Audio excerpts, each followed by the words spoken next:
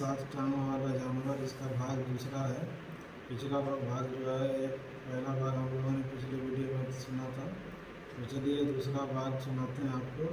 राजा ने उसका वह दूध और उसके बाल लिए और घर आ गया। जब रानी माँ उसको मादा चीते का दूध लाता देखा तो उसे लगा कि शायद वो वाकई कोई जिन था। उसने अपने दिल में उसको मारने का पक्का इरादा कर लिया।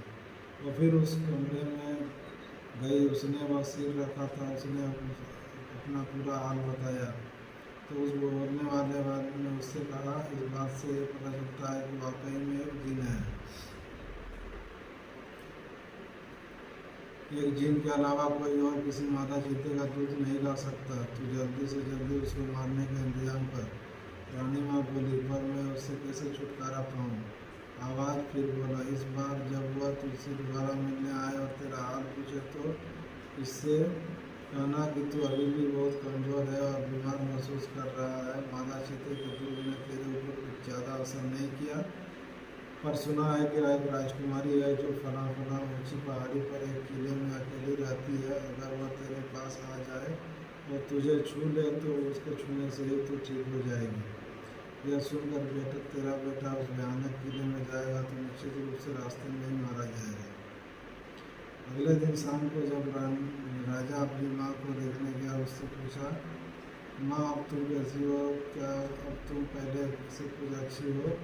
रानी माँ रोते हुए बोली, कहाँ बेटा, इस मादा चीते के दूध ने तो बिल्कुल मुझको कुछ भी फायदा नहीं किया।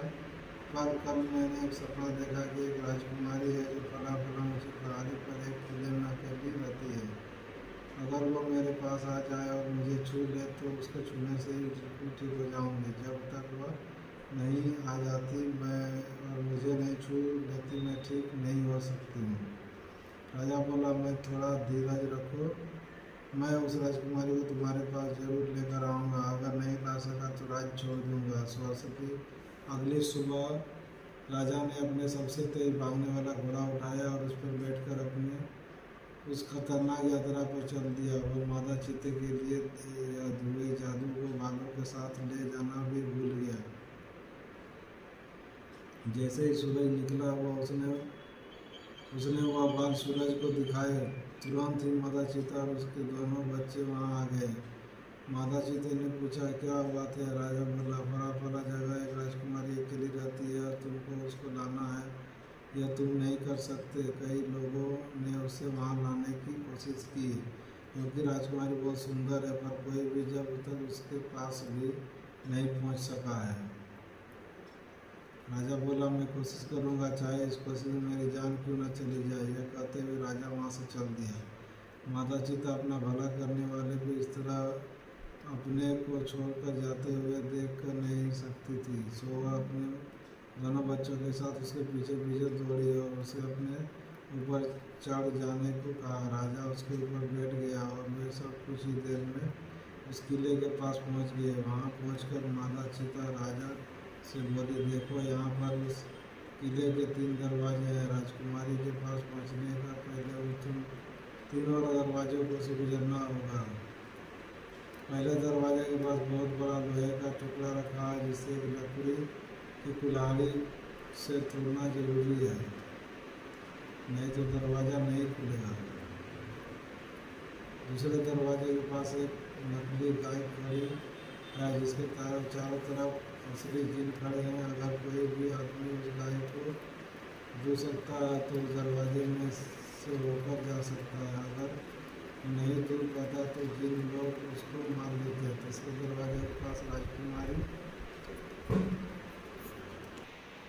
दूसरे दरवाजे के पास एक नकली गाय खड़ी है जिसके चारों तरफ असली जिन है। अगर कोई भी आदमी उस गाय को छू सकता है तो वो उस दरवाजे में से होकर जा सकती है। अगर नहीं दूर पाता तो जिन उसको मार देता है।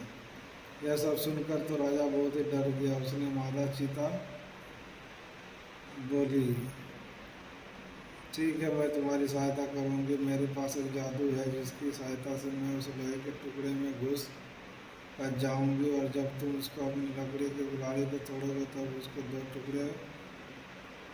टुकड़ों में तोड़ दूंगी। चौकीदार सोचा कि अगर